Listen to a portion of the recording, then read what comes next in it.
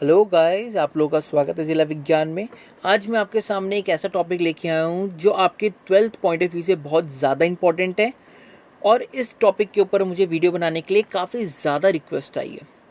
तो how to study chemistry for CBSE. आप class 12th के लिए केमिस्ट्री कैसे पढ़ें कि आपके एग्ज़ाम में 70 आउट ऑफ 70 आए। ट्रस्ट मी गाइस, ये बहुत ज़्यादा इजी है 70 आउट ऑफ 70 लाना। इट्स नॉट दैट डिफ़िकल्ट जितना ये लगता है। तो इसके ऊपर बात करने से पहले हम थोड़ा सिलेबस में बात करते हैं कि हमको केमिस्ट्री में क्या पढ़ना है, किस हिसाब से पढ़ना है। तो 2020-2021 के लिए हमारे पास सिलेबस केमिस्ट्री का ये रहा। तो इसके अंदर आपके कुछ चेंजेस हुए हैं। 2019 और 20 की बात करूं तो काफ़ी ज़्यादा इसके अंदर चेंजेस हुए हैं। जैसे अगर मैं बात करूं ये सॉलिड स्टेट, ये चैप्टर आपका 2020 और 2021 के अंदर ये ऐड ऑन हुआ है। पहले ये 2019 और 20 के अंदर ये चैप्टर नहीं था।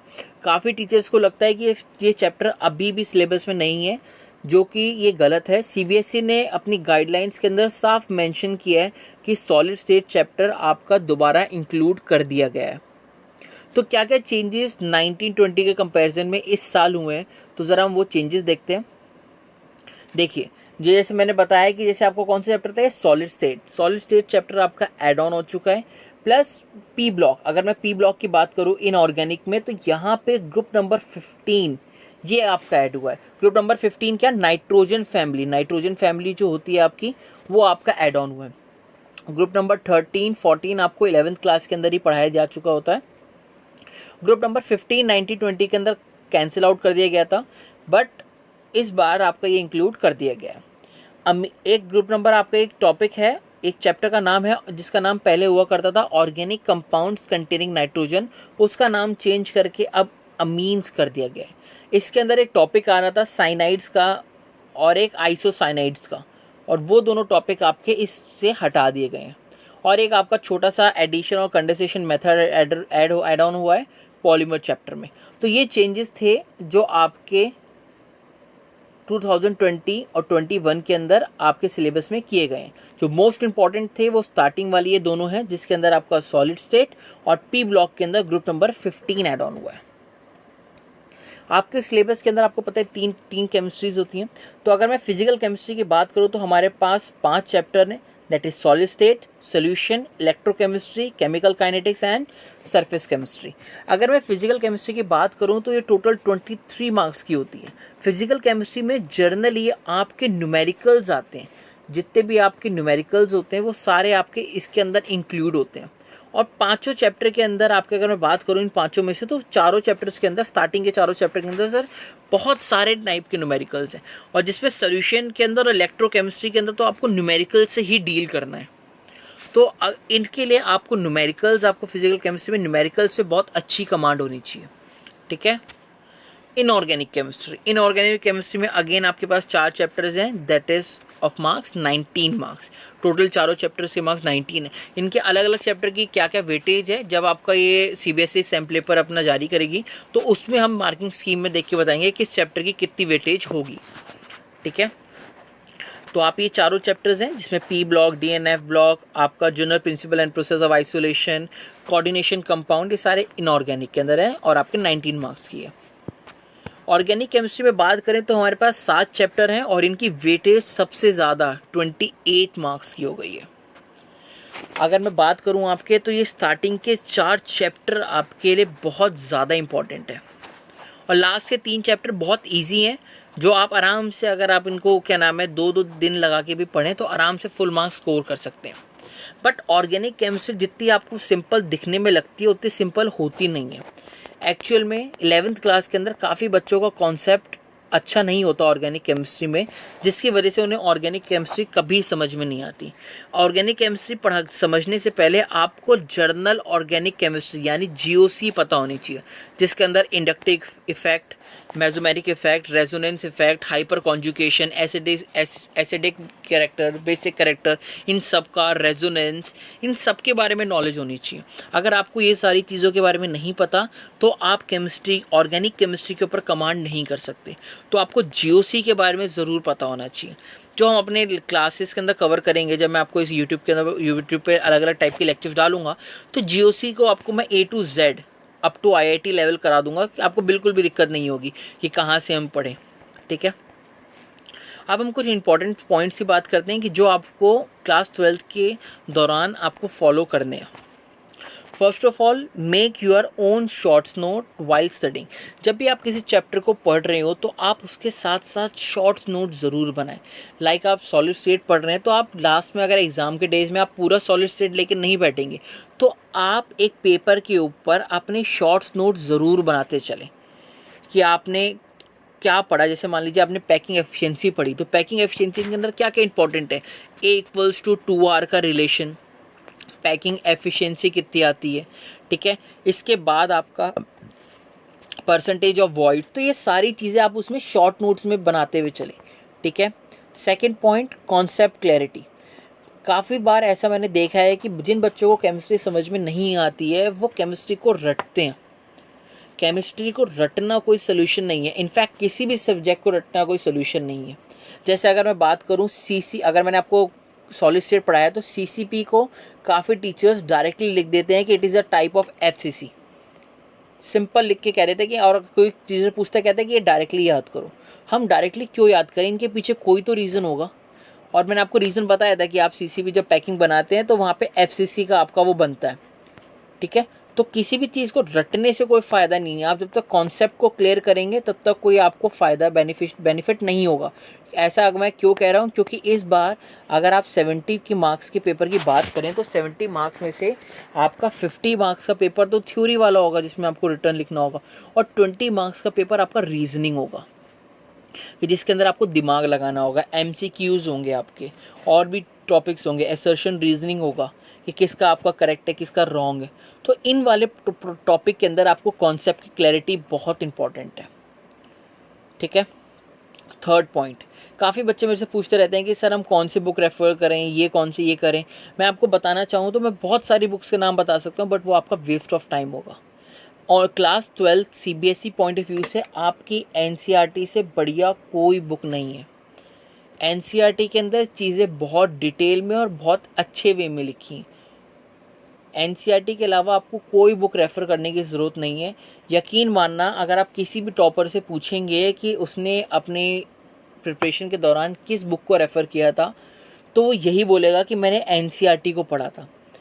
आपका जो CBSE का पेपर आता है वो सारा NCERT बेस्ड आता है, तो आपको NCERT को बिल्कुल भी नहीं छोड़ना है, ना बिल्कुल भी नेगलेक्ट नहीं करना है। NCERT के जितने भी एग्जाम्पल्स होते हैं, जितनी प्रॉब्लम्स होती हैं, जितने ग्राफ वाले क्वेश्चन होते हैं, ये सारे आपको आने चाहिए। NCERT को कैसे पढ़ना होता है, कैसे चीज़ें को आपको प्रोसीड करना होता है, वो मैं अलग वीडियो में बात कर लूँगा। Fourth point, continuous revision. ऐसा नहीं है कि आज मान लीजिए आपने एक चैप्टर पढ़ा और आपने फिर सेकंड चैप्टर पढ़ा, फिर आप थर्ड चैप्टर पे पहुंच गए और आपने फर्स्ट चैप्टर को रिवाइज नहीं किया। ऐसे पढ़ने से कोई फ़ायदा नहीं होता।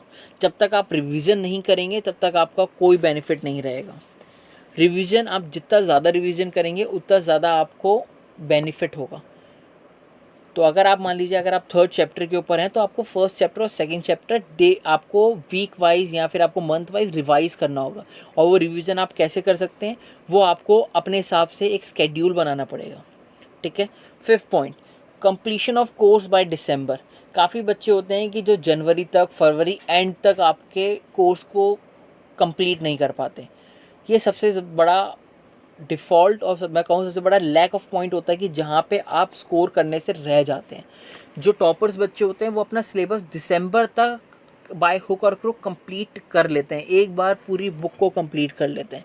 तो दिसंबर तक आपका कोर्स कंप्लीट हो जाना चाहिए, और अगर दिसंबर तक नहीं होता तो फर्स्ट वीक और मतलब 15 जनवरी तक अगर आप बात माने तो आपका सिलेबस किसी भी हाल में कंप्लीट होना चाहिए अगर आपको अच्छे मार्क्स स्कोर करने हैं। क्योंकि जो लास्ट के 2 से 3 महीने होते हैं वो बस रिवीजन के लिए होने चाहिए। लास्ट के 2-3 मंथ्स में आप कोई नया टॉपिक लेके नहीं बैठेंगे कि क्या मैं एकदम पूरा नया टॉपिक पढ़ रहा हूँ, स्टार्टिंग से लेके एंड तक चैप्टर के बहुत डिटेल में जा रहा हूँ। नहीं, आपको जो चैप्टर में पढ़ाया गया आप उसी चैप्टर के अंदर इंपॉर्टेंट पॉइंट्स पढ़ेंगे बस। ठीक है, उसके बाद करते हैं 6 पॉइंट, प्रीवियस ईयर क्वेश्चंस।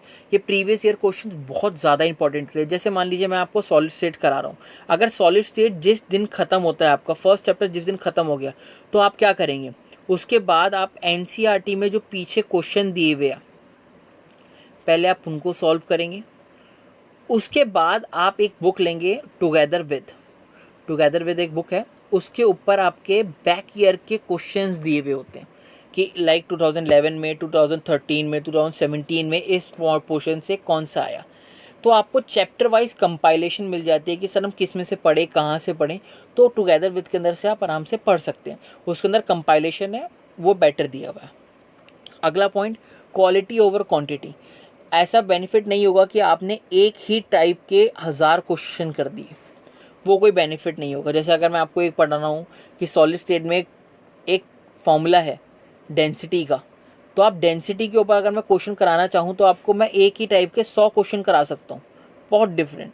तो वो आपको बेनिफिट नहीं करेगा। आपको बेनिफिट क्या करेगा कि आप 100 डिफरेंट टाइप के क्वेश्चंस करें। हालांकि इतने टाइप तो है ही नहीं, सिर्फ 5 टाइप के क्वेश्चन है सॉलिड स्टेट्स में। तो अगर आप ये पांचों टाइप को कवर कर लेते हैं तो आई गेस आपका कोई टॉपिक नहीं बचेगा। आप स्मार्ट स्टडी कीजिए। मेहनत आपका गधा भी करता है और घोड़ा भी करता है, तो दोनों में आपका डिफरेंस आपको पता है कि कौन जीतता है कौन हारता है। मेहनत करने में डिफरेंस होता है, स्मार्ट वर्क और हार्ड वर्क में डिफरेंस है। आपको स्मार्ट वर्क करना है, हार्ड वर्क के साथ साथ स्मार्ट वर्क भी करना है, ठीक है। एंड अगला पॉइंट, ये पॉइंट तो बहुत इंपॉर्टेंट है, नोट्स। ये डिपेंड करता है कि आप किससे पढ़ रहे हैं, क्या पढ़ रहे हैं। कि अगर आपने, मान लीजिए किसी टीचर ने आपको, ऐसा कोई टीचर करता तो नहीं है, मान लीजिए आपने किसी ऐसे टीचर से पढ़ा जिसके कॉन्सेप्ट ही क्लियर नहीं है और उन्होंने आपको कुछ भी बात बता दी और आपने सुन लिया कि हाँ जी ऐसा हो सकता है। हालांकि ऐसे कोई भी टीचर अपनी तरफ से ख़राब नहीं पढ़ाता, बट कई बार हो जाता है अब थोड़ा ऊपर नीचे। तो अगर आप कैसे ढंग से पढ़ें, आप डाउट्स कहाँ से क्लियर करें, तो वो बहुत ज़्यादा पॉइंट होता है। और एक पॉइंट है ये नोट्स वाला। जब तक आपके पास अच्छी क्वालिटी के नोट्स नहीं होंगे, जब तक आपके पास अच्छी क्वालिटी का मटेरियल नहीं होगा, आप 70 आउट ऑफ 70 स्कोर नहीं कर सकते। और एक बात मेरे ध्यान रखिएगा, जिसके कॉन्सेप्ट सीबीएसई में अच्छे होते हैं ना, वही बच्चे आईआईटीज में जाते हैं। उसके अलावा आपके कोई भी आईआईटीज वगैरह में क्लियर नहीं कर पाता। क्यों? जिनके कॉन्सेप्ट ही अच्छे नहीं है वो कैसे करेंगे। और उन बेचारे बच्चों की भी गलती नहीं है, क्योंकि काफ़ी टीचर उनको उल्टा पढ़ा देते हैं और जो उनके लिए बेनिफिशियल से ज़्यादा बहुत ज़्यादा नुकसानदायक होता है। तो आप ये बात ध्यान रखिएगा कि नोट्स आप अच्छे से बनाइएगा। जितना ज़्यादा आप सेल्फ स्टडी करेंगे उतना आपके लिए बेनिफिट है। और किसी आप ऐसे टीचर पर रिलायबल होएगा कि जो आपको अच्छा सा पढ़ाए। यूट्यूब के ऊपर बहुत ज़्यादा सोर्सेज हैं, अगर आप ऑनलाइन क्लासेस देंगे तो बहुत ज़्यादा क्लासेस हैं कि जो आपको अच्छी क्वालिटी देते हैं। तो आप अच्छा मटेरियल फॉलो करें। आपको मैं कुछ बुक्स बता देता हूँ कि जो आप बुक्स फॉलो करेंगे उनसे आप अपने खुद के नोट्स बना सकते हैं। उन बुक्स के अंदर काफ़ी अच्छी नॉलेज दी हुई है।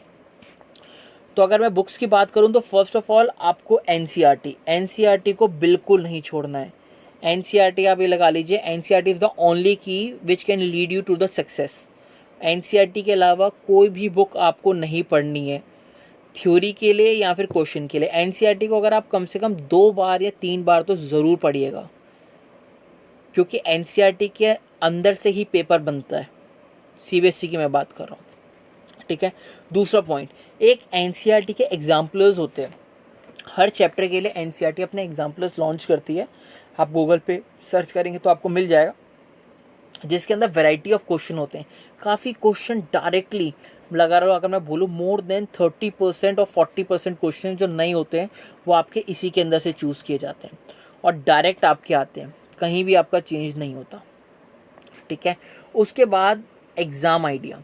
आप एग्जाम आइडिया लीजिए। थ्योरी आप कहाँ से पढ़ेंगे? एनसीईआरटी से आपने पढ़ ली और क्वेश्चन आपने एनसीईआरटी के प्रैक्टिस कर लिए। मान लीजिए आपको और क्वेश्चन प्रैक्टिस करने की नीड है, तो आप क्या करेंगे? एग्जाम आइडिया ले लीजिए। एग्जाम आइडिया के अंदर भर के क्वेश्चन हैं, बहुत ज़्यादा टाइप के क्वेश्चन दिए हुए हैं। वहाँ थ्योरी इतनी अच्छी नहीं दी हुई, सिर्फ आप क्वेश्चन के लिए एग्जाम आइडिया लीजिएगा कि आप क्वेश्चन की प्रैक्टिस करने के लिए। और अगर आपको प्रीवियस ईयर के लिए चाहिए तो आप ये टुगेदर विद ले सकते हैं। इन दोनों में से आपका जो मन करे आप वो ले लीजिएगा। मैं सजेस्ट करूँगा कि आप ये एग्जाम आइडिया और टुगेदर विद दोनों के लिए ले लें, क्योंकि इतने ज़्यादा क्वेश्चन नहीं होंगे। पता है, जो आपके एनसीईआरटी में दिए हुए होंगे उनका इंपॉर्टेंट जो पोर्शन होगा वही आपके प्रीवियस ईयर में आया होगा और उन्हीं की लैंग्वेज चेंज करके आपके एग्जाम आइडिया में दिया हुआ होगा। अगर मान लो कि अगर आपको इन तीनों के अंदर से 300 क्वेश्चन टोटल मिलते हैं, तो 300 क्वेश्चन में से अगर आप क्रक्स निकालोगे तो सिर्फ आपको 100 क्वेश्चन मिलेंगे। 200 क्वेश्चन आपके रिपीटेड होंगे या फिर किसी और लैंग्वेज में लिखे होंगे। थोड़ा बस लैंग्वेज आगे पीछे कर देते हैं, क्वेश्चन सेम होते हैं, ठीक है। तो आई होप आपको ये सारे पॉइंट्स क्लियर आए होंगे जो मैंने आपको बताया। ये नोट्स वाला पॉइंट बहुत ज़्यादा इंपॉर्टेंट है। मैं टाइम टू टाइम आपको नोट्स देते रहूँगा। अगर आपको मेरे नोट्स पसंद आए तो प्लीज़ आप उनको फॉलो कीजिएगा। मैं अपने नोट्स की गारंटी लेता हूँ कि जो मैं आपको नोट्स दूंगा वो 100% आपके करेक्ट होंगे, कहीं भी आपको डिफ़ॉल्ट नहीं मिलेगा। अब तो अगर आप बात करें, मैं आपको क्या बोलूँ, आप एमएससी लेवल की बात करें ना, कि अगर आपने मेरे नोट्स रखे हुए हैं तो आपको एमएससी तक काम आएंगे, बीएससी एमएससी तक काम आएंगे। जब आप एमएससी करने जाएंगे तब भी आपको बेसिक्स के लिए नोट्स चाहिए होंगे, और वहाँ पे आपको जाके पता लगेगा कि आपने क्या गलत चीज़ें पढ़ी हैं। मैं अपनी बात करूँ, जब मेरा बीएससी और एमएससी जब मैं अपने कर रहा था, तब मुझे पता लगा कि मैंने क्या क्या गलत चीज़ें पढ़ी थी और जो मुझे गलत चीज़ें पढ़ा दी गई थी। तो आई जस्ट वांट कि जो मैंने फेस करा वो लोग आप फेस ना करें। आप लोग आगे जाके ना बोले कि जो आपको टीचर ने पढ़ाया कि वो आपको गलत नॉलेज दी। ठीक है, तो आप ये वाला पॉइंट ध्यान रखिएगा और इन सारे पॉइंट्स के ऊपर आप वर्क कीजिएगा। ठीक है, आई होप ये सारा आपको क्लियर हो गया होगा, कोई भी डाउट नहीं होगा। Thank you for watching. आप प्लीज़ इस वीडियो को लाइक कीजिएगा, अपने दोस्तों के साथ ज़रूर शेयर कीजिएगा और जिला विज्ञान के चैनल को सब्सक्राइब कीजिएगा, जिससे हमारी वीडियोज़ की नोटिफिकेशन आपको मिल जाए। Thank you so much for watching.